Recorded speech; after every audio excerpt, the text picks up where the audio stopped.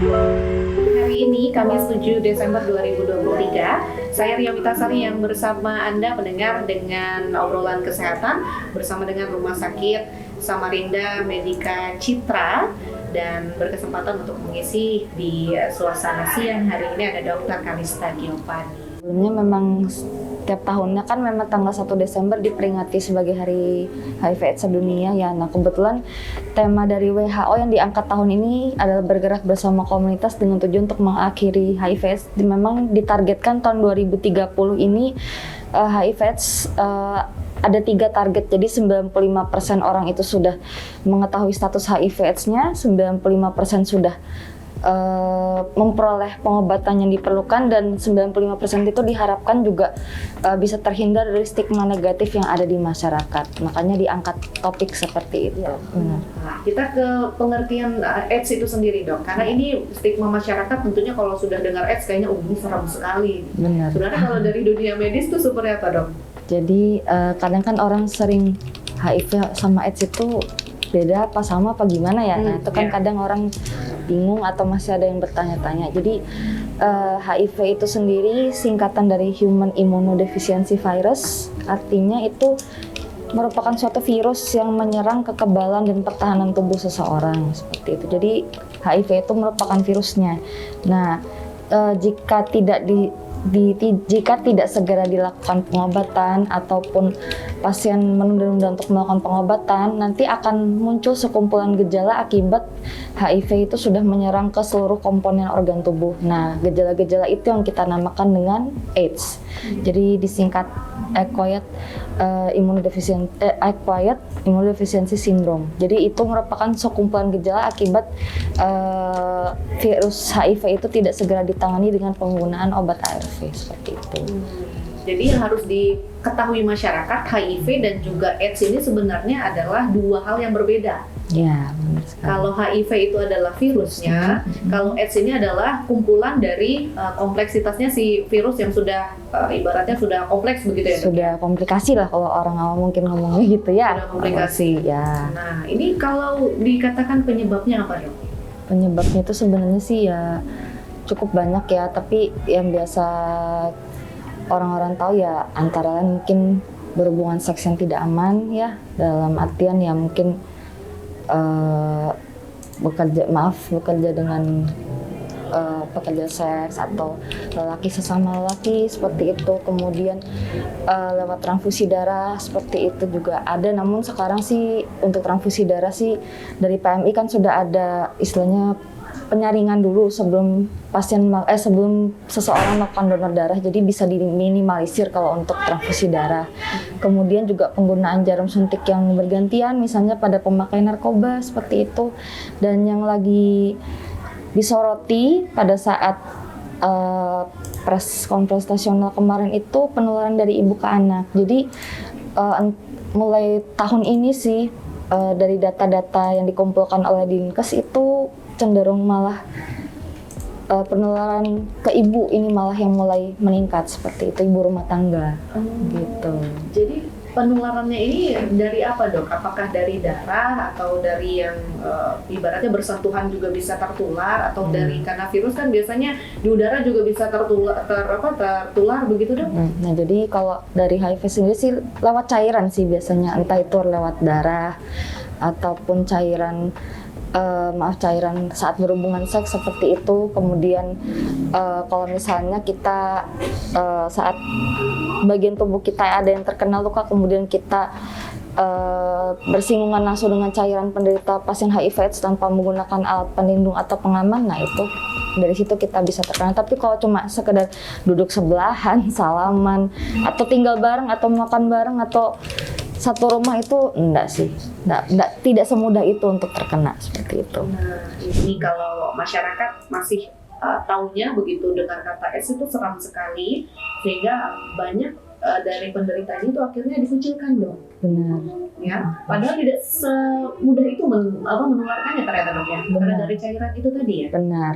Jadi kalau salaman itu pun sebenarnya enggak apa-apa, kita berpelukan, nangkulan sama penulis juga itu oke, sebenarnya nggak apa-apa karena kan tidak menular semudah itu seperti itu. Pasti ada sesuatu dulu yang menyebabkan seseorang bisa tertular, tidak langsung tiba-tiba satu ruangan bisa kena, enggak seperti itu. Jadi kalau dari penularannya lewat cairan, Ya. orang yang ada di sekitar penderita itu siapa yang berisiko terkena atau tertular nih dok? Kalau yang beresiko terkena ya pasangan berhubungan itu pasti ya. Kemudian bagi yang sudah menikah pun kalau misalnya tidak dilakukan screening premarital di awal sebelum menikah mungkin ada resiko terkena juga. Kemudian ibu-ibu hamil, nah ini ibu hamil juga sangat beresiko juga untuk terkena ya. Kemudian juga para tenaga kesehatan, nah di mana kan tadi sudah kita sampaikan di awal kalau stigma orang tuh masih negatif. Jadi kadang orang dengan HIV ini takut untuk mengungkapkan statusnya. Jadi misalnya dia ternyata sudah terdeteksi positif di di rumah sakit A, ternyata dia berobat di tempat lain dan dia tidak mengungkapkan statusnya. Nah itu akan istilahnya memberikan dampak juga untuk nakes yang melayani pasien tersebut seperti itu. Kita lihat penyakitnya itu apa yang menyerang dok dari gejala yang dialami oleh si penderita? Jadi kalau sebenarnya ini kan virusnya kan menyerang daya tahan tubuh ya. Nah dia itu memang periode sekitar 3 bulan pertama itu ya kayak orang sehat, nggak ada gejala, kayak orang sehat, nggak ada sakit, nggak ada apa. Tapi nanti paling mulai gejala-gejala awal itu kayak misalnya pembengkakan di kelenjar getah bening seperti itu. Kemudian nanti berlanjut sampai demam-demam yang nggak jelas sebabnya kenapa. Kemudian BAB cair yang berkepanjangan, berat badan turun. Nanti bahkan sampai komplikasinya mungkin sampai nyerang ke paru, misalnya terkena TBC. Kemudian ada infeksi jamur di paru-paru, bahkan bisa sampai ke otak, sampai ke kanker di getah bening bisa, di serviks juga bisa, dan sampai ke penyakit-penyakit yang lain juga gitu. Dan ini gejala aja kalau misalnya dilihat dari kasat mata itu nggak bisa dong? Yang kalau stadium awal, yang gejala-gejala awal nggak ada gejala. Nggak ada gejala karena 3 bulan tadi ya? Iya. Jadi pemeriksaannya memang murni harus lewat darah? Iya. Dan tentu kita harus mengkaji dia ada resiko untuk terkena nggak. Misalnya ya, misalnya kayak penyuka sesama jenis atau ya pemakai. Jadi harus kita screening dari awal, kira-kira ada indikasi nggak untuk dilakukan pemeriksaan. Kembali saya ke WhatsApp ini dok, sudah ada satu WhatsApp juga dari Pak Julham. Selamat siang dok, apakah droplet itu punya peranan dalam penularan HIV kepada orang lain seperti halnya COVID-19 katanya, dan apakah juga harus dilakukan isolasi untuk pasiennya? Sementara belum ada, kecuali kalau memang pasiennya mungkin sudah terkena TBC paru sebelumnya, di mana TBC paru ini kan juga merupakan salah satu komplikasi yang disebabkan oleh HIV/AIDS juga, atau bisa juga TBC paru terjadi dulu. Nah saat TBC paru terjadi dan membuat sistem kekebalan tubuh turun, baru HIV/AIDS itu terjadi, itu juga bisa. Jadi memang harus dilakukan screening yang benar-benar bertahap. Kira-kira kalau orang sudah terkena HIV itu ada gejala-gejala yang ngarah ke TBC enggak, seperti itu. Dan nanti akan dilakukan pemeriksaan berkala. Karena kalau nanti misalnya sampai dari awal belum terkena TBC kemudian terkena TBC, nanti akan mempengaruhi ke pengobatannya juga nanti seperti itu. Bergerak bersama komunitas Akhiri AIDS 2030. Nah ini juga sesuai dengan tema Hari AIDS di 2023 ini dok ya, di mana peran komunitas berarti di sini yang dimaksudkan untuk bisa membantu penanggulangan AIDS. Ini kalau kita melihat komunitas ini maksudnya apa nih dok?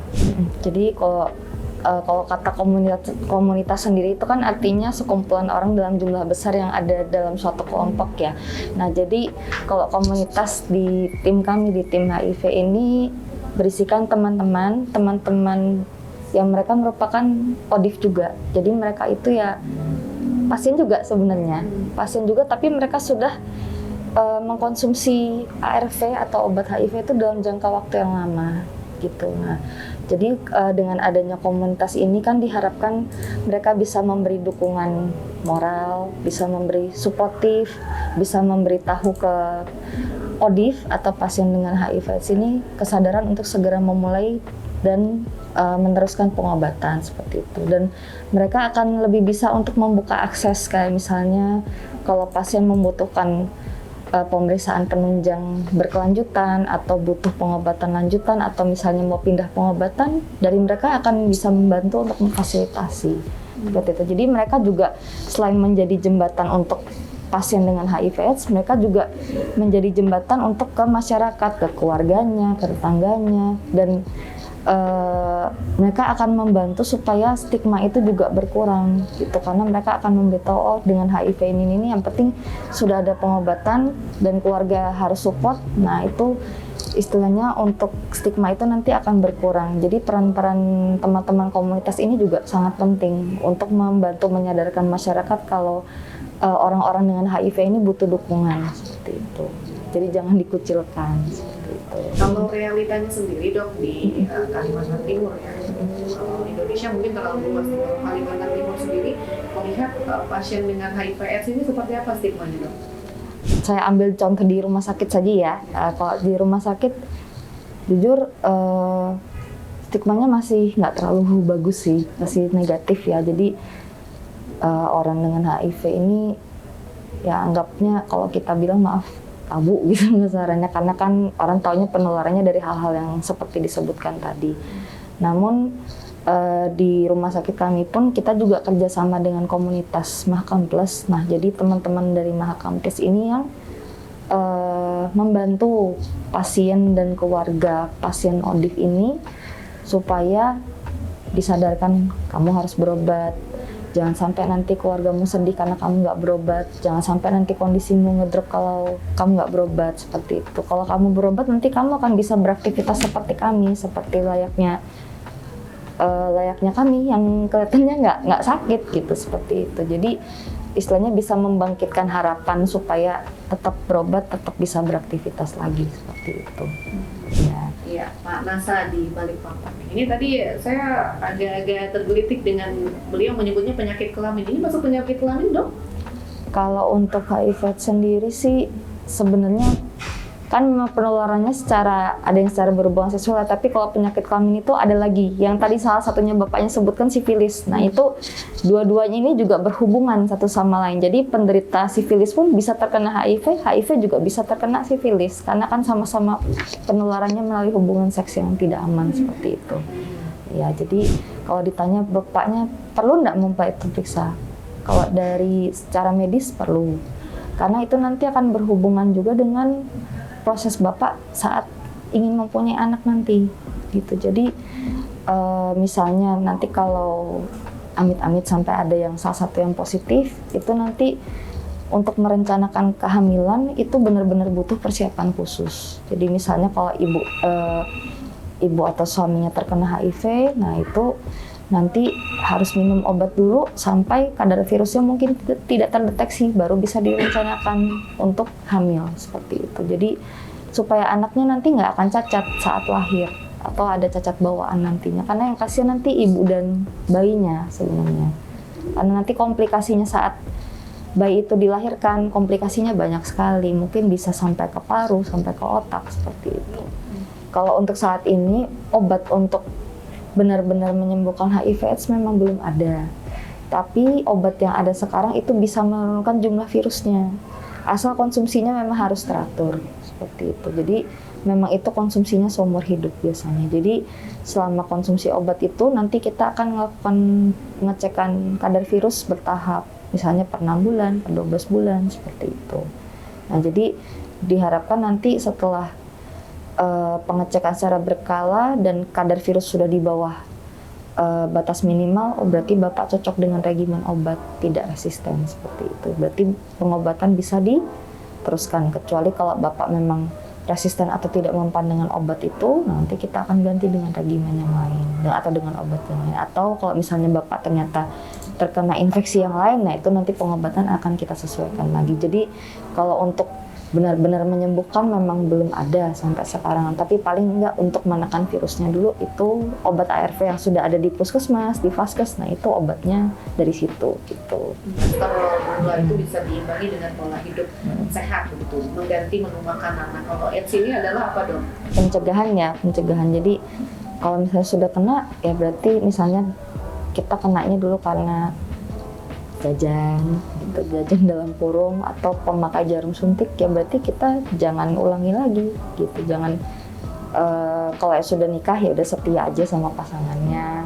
Kalau udah pakai jarum suntik ya tobat, jangan pakai jarum suntik lagi, seperti itu. Sama rutin memeriksakan secara berkala di vaskesnya atau tempat mengambil obat ARV-nya itu biasanya. Tapi kalau misalnya pasiennya beresiko tapi ternyata mungkin sudah cek dan hasilnya negatif, nah itu nanti harus diulang lagi, mungkin sama 6 bulan. Nanti akan diulangi lagi pemeriksaannya, karena kalaupun nanti hasilnya negatif saat itu, belum tentu benar-benar negatif. Siapa tahu 6 bulan dicek positif, karena tetap mengulang misalnya untuk pemakaian jarum suntiknya atau berhubungan seks bebas, seperti itu. Ya. Itu obat-obatannya apa saja yang diberikan? Ada banyak macamnya ya Mbak, cuma kalau untuk kita sekarang sih ada antivirus, kalau kita singkat TLD gitu. Jadi TLD ini merupakan sebenarnya 3 kombinasi obat ini yang lagi gencar-gencarnya sih diberikan oleh Dinkes kemarin untuk regimen pengobatan terhadap HIV, karena regimennya sebelumnya itu jujur mengalami kelangkaan dalam jumlah juga, dan juga efek sampingnya cukup besar. Misalnya kalau beberapa pasien itu timbul halusinasi seperti itu setelah minum obat dengan regimen yang lama. Jadi diharapkan dengan regimen yang baru ini efek sampingnya bisa lebih dikurangi atau lebih diminimalisir. Dan rata-rata pasien di SMC ini cocok dengan regimen yang baru sih. Kalaupun sampai ada efek sampingnya pun biasanya ringan, nggak sampai yang berat halusinasi gitu, nggak, untungnya seperti itu. Biasanya kan misalnya terlewat ini 1 hari atau 1 kali, itu harus diulang lagi. Nah kalau AIDS ini gimana dok? Kurang lebih sama. Sama ya? Ya. Berarti penting juga ini dukungan dari orang-orang di sekitar ya? Banget, iya. Ini apa saja dok yang diperlukan untuk pasien dengan penderita HIV AIDS ini, terutama dengan lingkungannya dok? Jadi bagi pasien, kalau kami di rumah sakit ya, dan juga di poli di mana kita konseling dengan pasien HIV/AIDS, kita selalu menekankan jangan semua disimpan sendiri. Tetap harus ada anggota keluarga yang tahu, karena kalau ada apa-apa yang terjadi dengan Anda, dengan diri Anda, mereka lah yang bisa menolong Anda pertama kali, seperti itu. Jadi jangan sembunyikan, sebisa mungkin ada orang terdekat yang tahu, dan kalaupun nanti memang dari pasien mau, kita bantu fasilitasi dengan dihubungkan dengan komunitas tadi, seperti itu. Karena komunitas ini, kalau misalnya masnya mungkin, kalau misalnya pasiennya mungkin mau menanyakan kira-kira minum obat ARV itu rasanya gimana sih? Nah nanti kan dari pihak komunitas, saya waktu awal dulu minum rasanya gini-gini loh, mungkin pusing, sakit kepala, atau sakit badan sebentar, tapi habis itu hilang. Nah mereka bisa lebih menceritakan pengalamannya sudah mereka alami saat minum ARV, seperti itu. Dan kalaupun nanti misalnya butuh fasilitas pemeriksaan kadar viral atau semacamnya, nah nanti dia fasilitas akan bisa membantu. Kemudian dukungan dari masyarakat itu juga penting sebenarnya, karena dengan stigma yang negatif itu kan pasti akan mempengaruhi psikologi pasien ya. Karena psikologi pasien itu kalau sudah negatif, dia juga akan membawa dampak negatif untuk tubuhnya, dan pasti akan memunculkan penyakit-penyakit yang lain seperti itu, yang akan berdampak mungkin pengobatan ARV-nya tidak akan berjalan dengan semestinya. Keluarga terdekat terutama dok ya, agar tentunya menguatkan ini. Selain juga tadi komunitas bisa saling berbagi, saling sharing, apalagi untuk yang ibaratnya kadang kan orang tuh ya dok ya, ketika mengetahui dirinya terkena satu penyakit, wah itu rasanya sudah overthinking istilahnya anak muda sekarang nih dok ya, udah mulai mikir macam-macam, apalagi dengan HIV/AIDS ini. Ini ada satu WhatsApp lagi dok yang masuk dari Pak Julham kembali ini. Katanya dok, mengingat pernah terjadi kasus anak SD yang meruda paksa anak TK, sehingga apakah pihak dari ID sendiri ini sebenarnya ada rencana untuk edukasi langsung sedini mungkin ke institusi pendidikan dalam menghindari bahkan juga mitigasi peningkatan kasus dari HIV/AIDS ini dok? Jadi sebenarnya sih kalau anggapannya itu kalau dari saya sih tanggapannya mungkin semacam pendidikan seksual sejak dini ya, itu sebenarnya perlu kita ajarkan baik di keluarga ataupun lingkungan sekolah. Kenapa? Karena sekarang kan anak-anak ini banyak terpengaruh dari medsos, dari media-media sosial yang lain yang mungkin jangkauannya itu sudah bisa diakses oleh mereka, karena mereka kan sekarang canggih-canggih ya, jadi lebih bisa untuk mengakses, bahkan yang mungkin kami ini nggak bisa akses seperti itu. Jadi sebenarnya pendidikan seksual baik dari keluarga, karena keluarga itu kan merupakan lini pertama, itu sebenarnya sangat penting karena nanti akan berdampak ke psikologi saat dia dewasa nanti.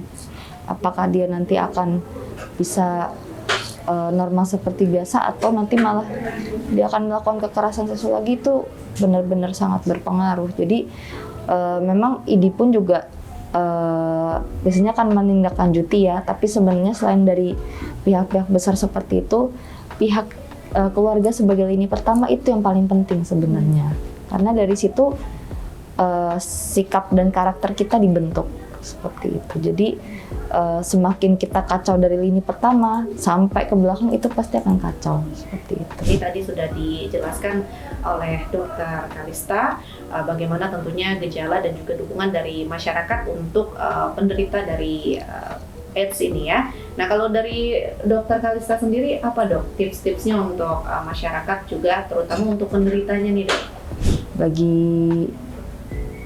Bagi misalnya pasien-pasiennya, tentu kan istilahnya medsos kan sudah banyak diakses ya di mana-mana, jadi kan pasti pasien orang-orang sudah tahu gejalanya seperti apa, penularan seperti apa. Jadi pencegahan itu sebenarnya bisa kita lakukan. Yang penting yang pertama kita setia sama pasangan kalau sudah punya pasangan. Yang kedua kita tidak untuk melakukan tindakan yang bisa membuat si virus HIV ini ada. Misalnya ya pemakaian jarum suntik tadi, hubungan seks yang tidak aman. Kalaupun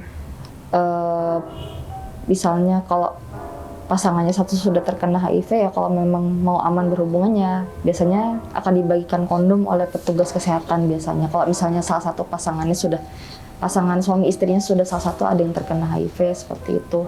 Kemudian sirkumsisi atau sunat itu juga perlu sebenarnya untuk mengurangi kejadian infeksi menular secara seksual bagi si prianya seperti itu. Kemudian kesadaran pasien untuk melakukan screening itu juga perlu. Jadi beberapa pasien kemarin juga saya kagum, ada yang, dok saya boleh nggak screening cek HIV? Loh kok tumben ini ada yang mau cek screening, ini dalam rangka apa? Jadi setelah saya dengar cerita mereka, oh berarti mereka sudah terbuka ya wawasannya. Mereka nggak ragu-ragu untuk menanyakan kenapa saya harus cek HIV. Jadi kesadaran dari masyarakat itu sebenarnya juga perlu. Kalaupun mau dibantu fasilitasi, kami akan bantu fasilitasi seperti itu. Yang penting kesadaran dari masyarakat sendiri itu juga perlu seperti itu. Pengobatan HIV/AIDS ini apakah di cover BPJS katanya dok? Karena memang seumur hidup ya dok ya? Iya, di cover banget ya. Jadi di vaskes-vaskes di Samarinda, di puskesmas itu mereka lengkap, biasa menyediakan sampai untuk per bulan. Bahkan